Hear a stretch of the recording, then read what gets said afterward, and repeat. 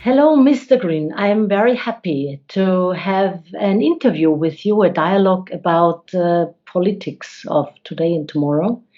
And I would like to start with the question who you are. How would you describe yourself in this scenery? How did you come to this topic?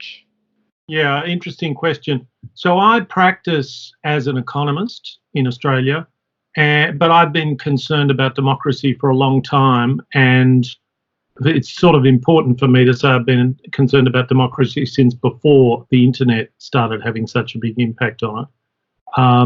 And like some other economists, I suppose, people like John Maynard Keynes, Friedrich Hayek, I've become very interested in politics as well, because the two things are part of each other. How do we determine what kind of economy we want? Well, we do it with politics.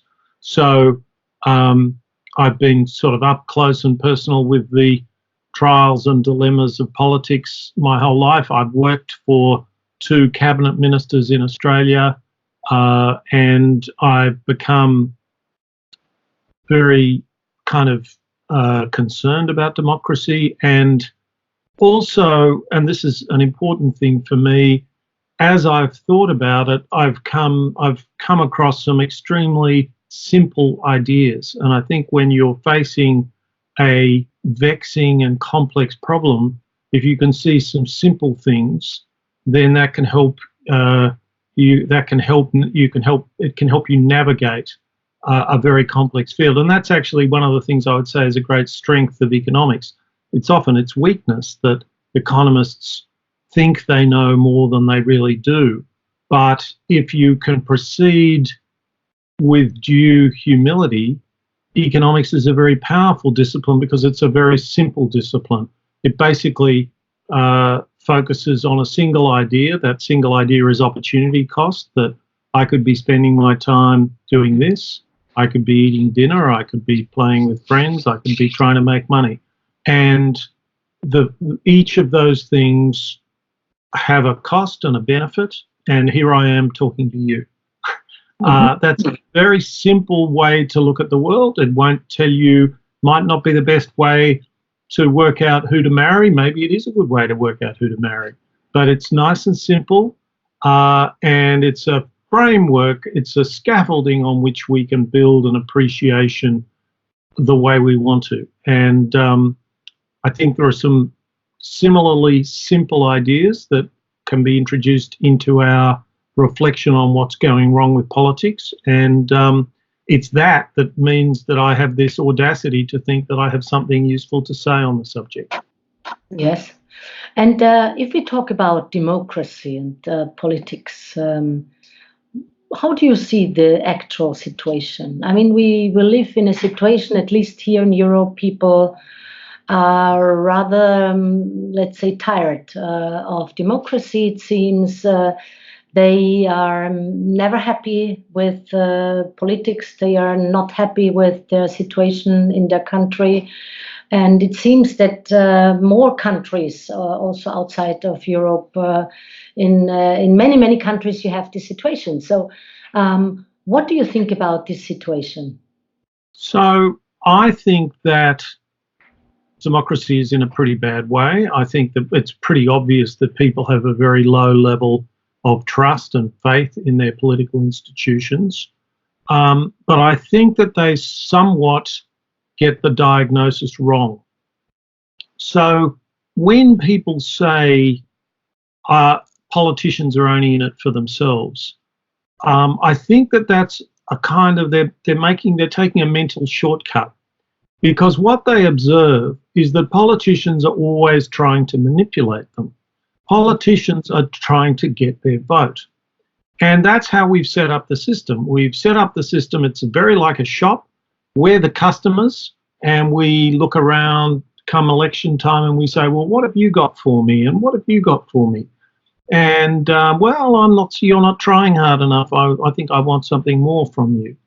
And as politicians and their advisors and the political system have optimized their operations, remember, they're just like McDonald's are trying to sell hamburgers. Politicians are trying to get our vote. And something very similar has happened. McDonald's finds that, McDonald's hamburger, there's the sort of makings of something fairly nutritious, and then it's optimized. It's optimized with too much salt. It's optimized with too much sugar. It's optimized with too much fat. Why? Because that's how to sell more hamburgers. Mm-hmm. And the language of politics is a bland language of manipulation. Everything is focus grouped.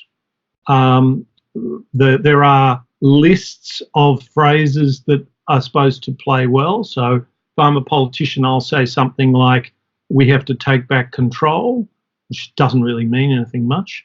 In a globalized world, I'll say something like, we're going to roll up our sleeves.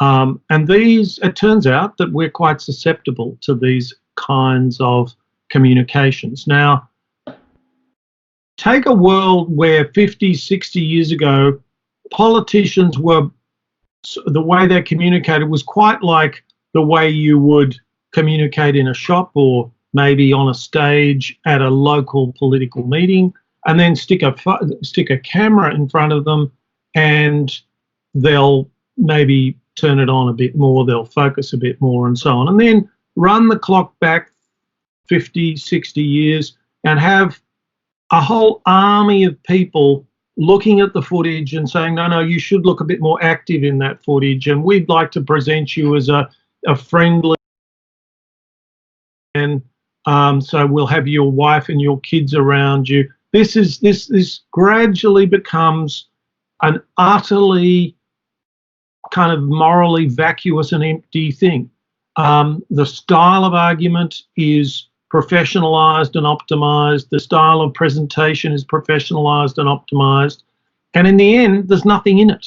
We're fed this diet, which is quite like McDonald's, which is that we respond well to it in the short term, and in the long term, it makes us sick. In the long term, we don't feel that that's really food. And so when people say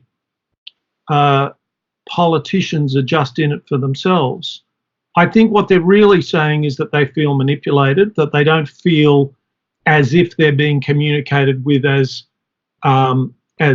fellow human beings. And here's the rub. They say they want to be communicated with in that way, but they don't vote for it. So we have just had an election in Australia on the weekend. And, one of the things that people will say to you is that I want politicians to be honest with me. I want them to tell it like it is, and then I can decide who I'll vote for.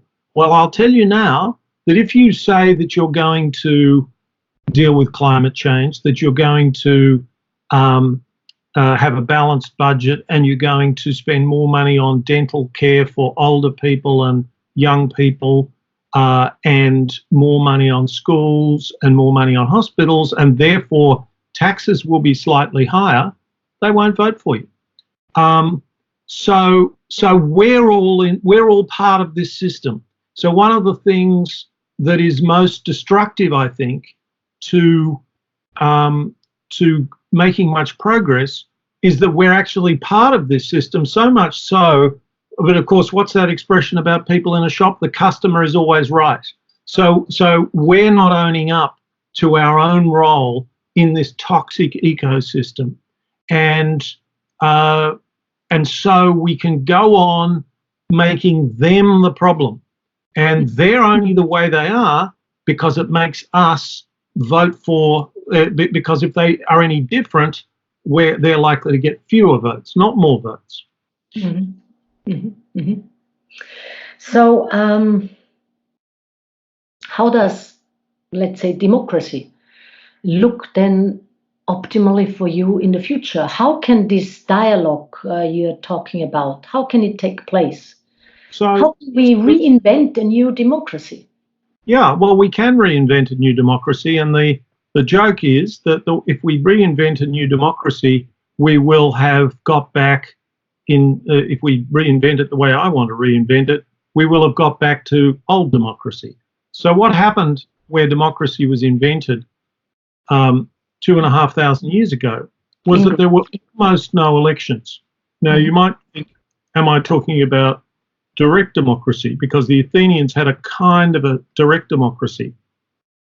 And the fact is that we have the technology to have direct democracy. You could get home from work every day and you could have, you could open up your computer and you could vote on 100 resolutions which are the sort of things that a parliamentarian would vote on if the parliamentarian was in Parliament or Congress or the Reichstag or whatever you people call your legislatures.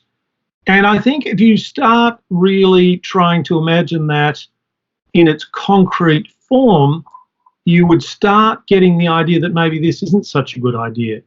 Another thing that would happen is that as issues went on the ballot paper and people were voting on them, there would be all kinds of alarms and excursions run through social media and the media, and there would be endless campaigning.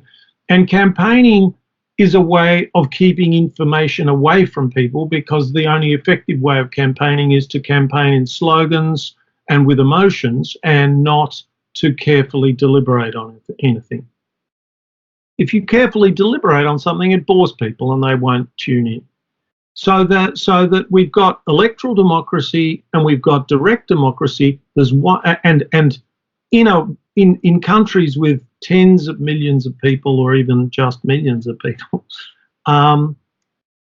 direct democracy is a pretty. There are lots of reasons why I think direct democracy might appeal to people, but is not a good idea. So we're looking for a way to scale smaller groups. So the thing about a parliament or a congress or a legislature is that that's, say, 100 people, 100 Austrians, 100 Germans, and they represent us, we vote for them, and they deliberate on what the law is, and if they can get a majority on the floor of the legislature, that becomes the law. So that's one way to scale democracy, and it's gone terribly toxic because the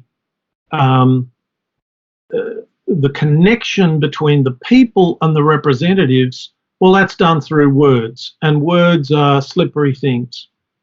So there's one other way. The Athenians, of course, couldn't run Athens as a direct democracy. The ecclesia, the main assembly, met only once a month.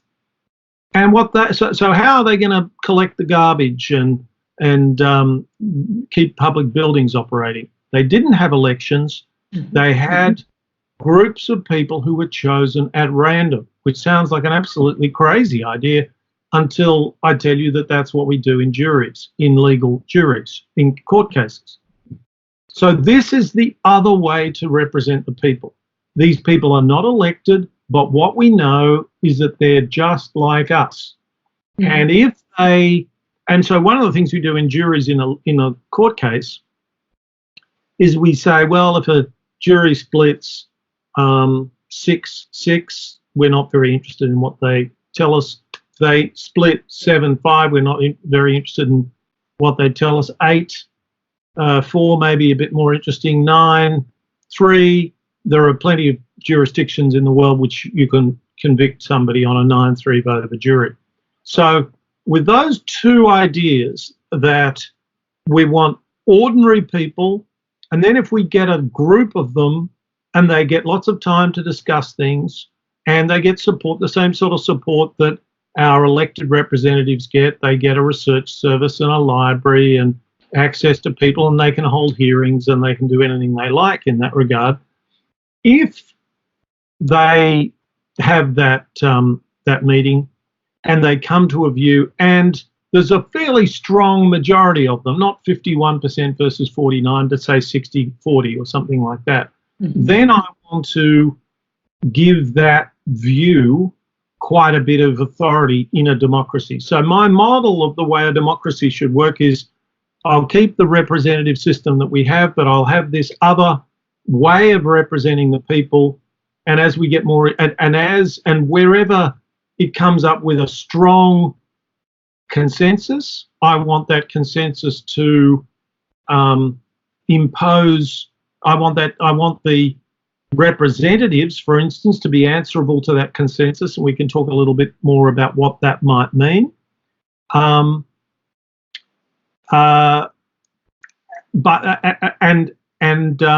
want that to cohere through time. Now, as a matter of fact, in Europe, we now have 2 citizen chambers in Madrid and in a province of Belgium. So this isn't as amazingly futuristic as you might think. It's already happening, but that's the sort of thing that that's the way in which we can introduce a whole other way of doing politics into our political system. Mm-hmm. Mm-hmm. So, in principle, as I understood now, there are something like 2 ways. It is, on the one hand, it's the direct democracy, which you could even, I have a very crazy idea now, which you could even put up if you don't have a direct democracy. So you could anyhow collect signatures of others for something. And if you have enough, say if you have 500,000 or 1 million signatures, it means something in a country where you can't pass by without doing anything. And you don't even need to meet then. But in times like this, it is even not so difficult to meet, like in a webinar or on a platform, and discuss things and have this like civic parliament, people coming together, sharing their views and coming out with. Mm-hmm. Yeah, if you do that, firstly, you can't have a conversation between 500,000 people. Yeah. And secondly, the people who are selected by the process are the activists. So I'm not very attracted to that. I think we've seen what happens. We've seen what happens in our electoral system when we base political decision making around, if you like, activism. So now, by activism there, I mean the activism of big money and big power, which is to sink some money, put some ads on the TV, hire a lot of PR flacks, do the sort of thing that the Koch brothers do in the United States, where you make a donation to set up what's called astroturfed organizations, which organizations pretend to be grassroots organizations, which are not.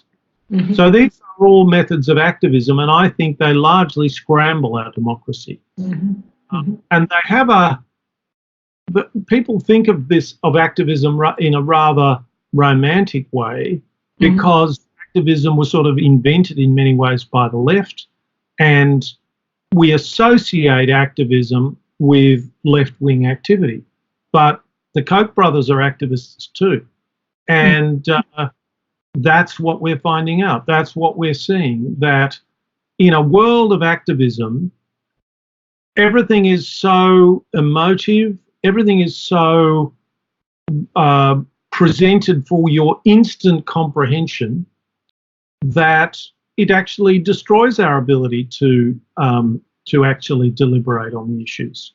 So, I'm not. You count me as a skeptic of direct democracy. Although, I obviously don't object to the idea that if you can get so many signatures that you put a petition into the parliamentary system, and there has to be some response. But if you look at what's happened with citizens-initiated referendums, and there's plenty of those. I mean, I think they work quite well in Switzerland, but Switzerland's got a very well-developed ecosystem for processing these things. It's got a lot of civil society organisations. But if you go to Oregon, California, then these citizens-initiated referendum systems, this is just direct democracy, just like Brexit. Well, how's that going then? So these things are exploited, manipulated by powerful interests. And here we all are saying how great it is that the people have a say, but the people have a say in a highly emotional, largely magical thing. If you look at Brexit, and I mean, I happen to think Brexit is mad, but even if I thought it made some sense, it's quite clear that the Brexit vote, that the campaigning on the Brexit vote was such that people were encouraged to make their vote expressive rather than deliberative, and there were all kinds of ideas that they were going to get £350 million for the NHS, for the National Health Service, that Europe would quickly, that Europe needed Britain more than Britain needs Europe. I mean, God, talk about magical thinking. Yes, yes. So and when you get people to deliberate on Brexit, guess what happens? You get a swing away from Brexit of about 10%. It's all over because people, as they talk it over, not with a political representative who will hector them and manipulate them, but with other people, they come into their own because they get a bit of confidence and they go, I see, you're saying that, but what about this? Oh, well. And then they, in a group of people like themselves, they start to be able to say, well, look, I think that person over there represents my views better than anyone else, and they think a bit differently to me, and that's influenced me, and so on. So on some of the questions that are most troubling us, the evidence suggests that we do much better with this kind of system. And the environment is an example of that. So I'll get these numbers are in broadly right. I might have them 1 or 2 percentage points out, but in Texas there was a citizen jury, a randomly selected group of about 50 people, and they were asked going into the citizens jury, how would you be prepared to pay a little bit more on your electricity bill to ensure that you used more renewable energy? And I think 54% of people going in said yes. And after 4 days of deliberation, that figure went to 81% or 83%.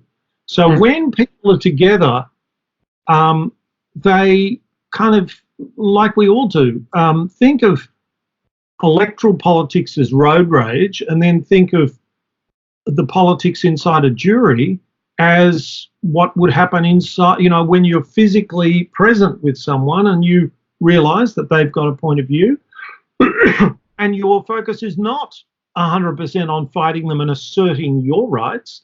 It's on hopefully believing you have rights and hopefully asserting your interests and then listening to their interests and trying to come to an accommodation.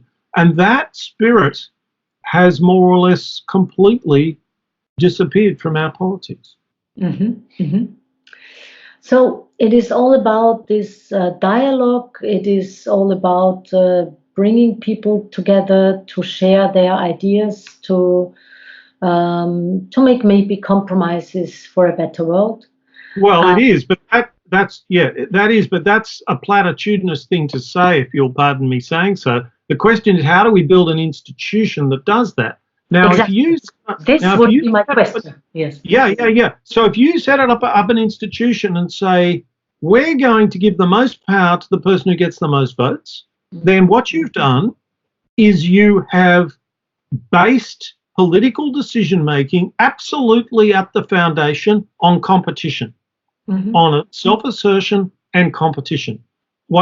Nobody can become a politician without beating another politician. They can't even get into the parliament without beating other people. And once they get into that parliament, they form part of a fighting force and they try to beat all the other people. So the logic of electoral democracy is to take something about which we ultimately have to cooperate as a community and then say, we'll work out how we're going to cooperate by having a big fat competition. Now, that isn't as crazy as it sounds. If everybody's responsible, it can be a way of teasing out arguments one way or another and sharpening differences and allowing people to make clear distinctions. So there's something good about it. But it has at its heart the idea of competition, and then you throw in my analogy with McDonald's, all of the all of the staff advisors, all of the PR flacks, all of the money, all of the manipulation, and you've got a very meaningless, sort of very little meaning, plenty of aggro, it becomes a kind of war of each politician against the other to misrepresent their policies and their motives. Now, what happens in a jury? Well, you can certainly disagree with someone in a jury. It would be, you would hope that people will disagree with the jury in a jury, because otherwise it's just a kind of bland exercise in group thing. But there's no reward for disagreeing in a jury, and the fact that we've all got to try and come to a consensus that we can all live with lives with the process every minute of the day. So the psychological logic, the mathematical logic of this is completely different. And so it detoxifies a great deal of the toxicity of our system. And people, when they go through this process, they're basically elated, because as Aristotle said, we are a political animal. By that he meant we're a social animal and we make decisions in the polis, in the city. But we're actually made for this. We were actually made to talk to each other and to come to collective decisions. This is completely consistent with our history and our biology. And elections are somewhat artificial. Now, we get by with artificial things all the time, but there's something more basic. And that's the thing that I think is so terribly missing, a sort of empty, hollowed out centre of our political life. And there are many things we need to try and do, but this is a very simple, rule-based way in which we can grow our own political culture inside groups of people, which is the only place where you can grow a political culture. So the question is, what do people do when this very powerful instrument is not offered by the state, let's say by the political parties? They do what an activist does. They go and do it for themselves. So it's very straightforward. If we could get some clarity around this idea, we can go and talk to some rich people like Bill Gates and ask them to toss us a few $1 million to get the ball rolling. We can crowdfund. We can bully our elected representatives, who after all are after our vote. We can bully our elected representatives with this institution, which we can build outside of politics, and it will have, if it's done right, it'll have a big impact. So if there's a big question, let's say you've got the question of Brexit in the UK, and there are 100 British people who meet in a people's assembly, and they're paid to do this, and they meet, say, two weekend days a month, maybe 4, and they are, and of course, if this was institutionalized properly, they would be paid. They'd give up their jobs for a period of time, and it's they easy. would. Yeah, it's easy. And then let's say that Theresa May and Jeremy Corbyn are playing their games in the House of Commons, and the whole thing is turning into just going down the toilet, basically. And, well, firstly, this citizens' chamber would start to be a powerful voice of people's anger. It would be like opinion polls tell us the opinion of the people. This would be a week-to-week beacon of the considered opinion of the people. It would measure changes of view as information came in. Yes. And I'm very confident that about 60% of those people would be saying that maybe Brexit, certainly in the form that it's been served up, is not to their taste. I think that would be extremely influential in the current situation. Ultimately, one of the things I would like to give a body like that is a single, very sneaky power. And it is to say this: if there's a supermajority of the chamber, which we then say represents the considered opinion of everyday people, then it should be able to impose a secret ballot on the other chambers of the parliament, because most of the worst decisions that have been made in my country, in Australia in 2013, we had a carbon pricing regime which was the product of over 10 years of political struggle, and it was abolished. And there had been and it wasn't that easy to get it through, but they got it through the parliament, and the party that won government had campaigned on this. But here's the thing: a very healthy majority of the parliament knew that it was a stupid thing to do. It's costing our budget about $11 billion a year, which is, yes, about 0.5% of our whole economy is money lost in removing this removing this policy. So had a citizens' chamber voted with a supermajority, I think would have voted with a very strong majority once we had the scheme, not to abolish it. It would have been in a position to impose a secret ballot on the two chambers that had voted for it.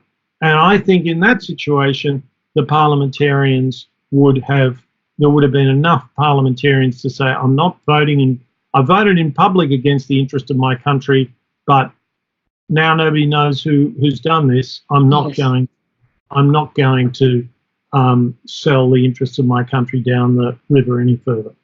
So I think it could make a big difference there. It could make a big difference on Brexit. It could make it. There are many questions that it could help us address, and then there are a whole range of other policies which are stuck because they're so easy to misrepresent. So a good example of this is the criminalisation of drugs rather than a harm minimisation approach, as is taken in, for instance, Portugal. Now, anyone who knows much about the subject knows that going in the direction of the Portugal model just makes more sense. You don't have endless people put into jail. You don't end up with more drug addicts. Yes. Now, of course, you can do these things badly and you can do them well, but this is the way to. And there are things like having safe injecting rooms and all kinds of things. The only reason why our current democracy doesn't embrace these things more is because they are so easy to misrepresent. So that in the United Kingdom, things like trying to give prisoners some reason to rehabilitate and release them on all kinds of supervision. In Australia, we have a drug court, which instead of just punishing people and then releasing them, has a quite elaborate process of releasing them early, and they have to report back to the magistrate every week, and they can go back inside, and it actually helps train them to go straight. And it's clear that it doesn't work brilliantly, it just works better than the alternative. And that's hard to get through a normal parliament because your opponents will misrepresent you. Whereas if you bring it to a jury, the jury will hear from people, they'll hear from the prisoners, they'll hear from the people involved in the policy, they'll hear from experts who know something about it, and they will be able to come to a considered view, and it will be a more humane and thoughtful view than we can manage to have embodied in our current electoral democracy. Mhm, mhm. So, in principle, if I'm in whatever state, if I'm interested in co-creating, if I'm interested in getting a voice, I can start to make tables to talk about, and what are the small rules which should be obeyed, which should be put there. What is necessary? Well, see, now we're stepping outside of an activist framework. So, an activist framework would be to get together with people who think like you or Yes. pretty you and do stuff essentially to manipulate other people. So, one of the difficulties of doing what I'm trying to do is that it involves anyone who's an activist to give away some power. In other words, they have to say, I want the people to have a say, but I'm not going to control what it is that they say. Mhm, And mhm, I would argue that people who think of themselves as part of human liberation, if you like, that this is their friend. I would, and I'd give you the example of this in the 17th century. There were two revolutions in Britain. The first was in the 1640s, in which they killed the king, and there was basically chaos. mm, Uh, and they got another dictator to run the place. And after 20 years of chaos, they brought in the Restoration, Charles II, and it went back to monarchy. But mm, fairly soon afterwards, in 1688, they had the Glorious Revolution. And the Glorious Revolution involved saying to the monarch, you're still the monarch, but you are monarch subject to law. mhm, So the monarch gave away a lot of power. And here's the thing, the monarch, this was the beginning of the rise of Britain as a global power, because the monarch, what was the thing, what happened when the monarch gave away some power and was subject to the law? The monarch could start borrowing money because people could lend the monarch money and know that they could take the monarch to court to get the money back. And yes. so, with absolute monarchs in Europe able to borrow at about 20% per annum because anyone lending to them will want their money back very quickly, the British monarch could lend, and the Dutch monarch, which is where they imported this system Mhm, from, mhm, could borrow at 3 or 4% or 5% or something. And they became, in the famous expression, a free nation deep in debt. So mhm, here they had enormous capacity to borrow. They were able to invest with that borrowing capacity and become hugely powerful by giving away their power. Now, what's the relevance of this here? If you are someone who thinks that human beings need to cooperate more, need to care for the planet more, then if you simply become an activist and go and promote climate justice and all that sort of stuff, good on you. I'm a fan of Greta and all of the things that we're doing, but that's yes, still in the language, if you'll pardon me saying so, of manipulation. She's famous because we we feel the authenticity of her message. It hurts us older people because what she's saying is right and is just. mhm, But what I think we need is something more than that, and we have to try and develop institutions in which that justice can be embraced by not just people who were already agreeing with her, which is roughly what's happening now. And and so I think we can build these types of institutions. Now, so there are quite a lot of people running around promoting these mechanisms, and hence we have the one in Belgium and the one in Madrid that I spoke about earlier. And quite a lot of academics are talking about this, but this is very much supplicants to government. They go to governments and they say, here, we would like you to run a citizen jury. And what I'm trying to develop is an activism of citizen juries. Mm. So firstly, I've given you one vision of that, which is that we raise some money from philanthropists and from each other, and we crowdfund some money, and we can simply do these things.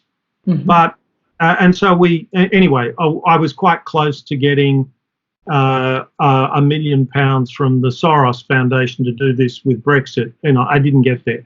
But the idea was to run a thing which I would call Brexit Deliberation Day, which is 10 citizen juries around Britain to deliberate on Brexit.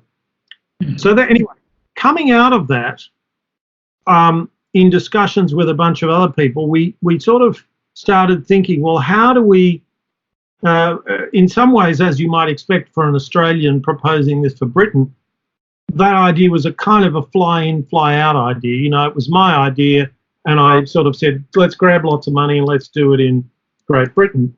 And the people I was talking to said, well, the problem with that is you'll do all this and then it will disappear. So then we started thinking, well, how can we grow this organically from the institutions we already have?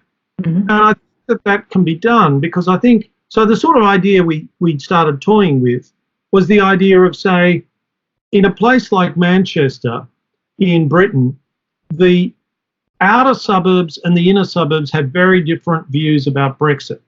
Mm-hmm. So what you could do is you've got enough money with the Greater Manchester Council to fund a process whereby 50 people chosen at random from an outer suburb of Manchester meets and on an ongoing basis with 50 people from the inner suburbs of Manchester. Mm-hmm. Okay. And this becomes a regular thing, and maybe the subject changes. And what matters then is if you can get people in Manchester interested in how people's opinions changed. If they didn't change at all, I think it would be a great thing to do anyway, because human beings have far more to share with each other than they realise. Yes. Because it's so easy just not to talk to people who are not like us. Yes. So if it achieved nothing political, it would achieve a human and social thing. But I think it would achieve a lot politically, because I think people would, it would hugely undermine the way in which we different sides demonize each other. And as I put it before, it takes this out of the realm of democracy as road rage and turns it into democracy as a meeting of, if not friends, then people who we all know we have to live with. Democracy in the market or whatever. Democracy of face-to-face contact.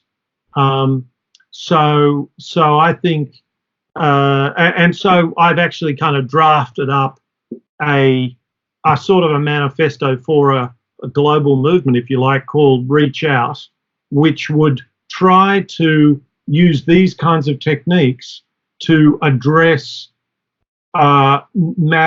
things that hugely divide us politically. In America, you can think of gun control. Mm-hmm. In Australia, you can think of climate change. In Britain, in Europe, you can think of refugees. There are lots of these things. And one of the critical things is to introduce people who are privileged to people who are not privileged, and vice versa, and make it normal for all of these people to experience their political equality, their formal political equality. We all know they don't have substantive political equality, but we can start by enriching and deepening the formal political equality they have, which is that they're all human beings, they all have inherent dignity, and they can all have some influence on each other when they meet together face to face. Mm-hmm. So this could be something like, let's say, a maximum mix of the population represented. Yeah, well, it would be. The idea is to try to produce a representative group of everyday people. Mm-hmm. But it doesn't have to be that. So what you might do is you might you might know that the group was, if you had 50 privileged people and 50 less privileged people, well, that's not representative because there are fewer privileged people than less privileged people. But at least that can help, and maybe you, for that reason, you want more of one type than another. But all I'm saying is you can vary this in different ways, so long as you know what you're doing and it's transparent to everyone. The critical thing, I think, is the contact, is the discussion, is looking for who is influenced by who and where conclusions came out and what people can live with and what they don't, what they really object to, and so on. Okay. That sounds very interesting, and you say there is an example like this in Madrid. Is there something you can recommend to read further or to look further on some YouTube films? I can send you links to a whole range of articles I've written. There's a Dutchman called David van Rijbroek who has written a book. I'll just get it out of my bookshelf, called Against Elections.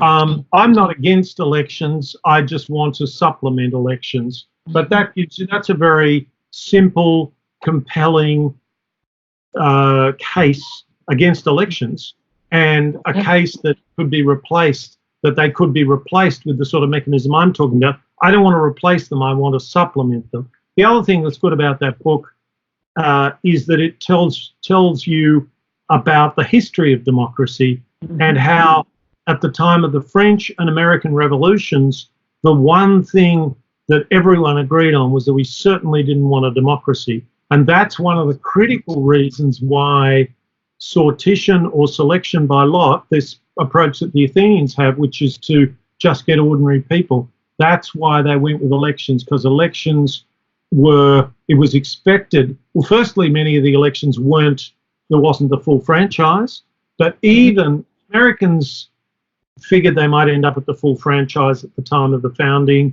The French similarly, but they felt, they felt strongly that whoever won an election was a kind of an aristocrat, and that turns out to be true.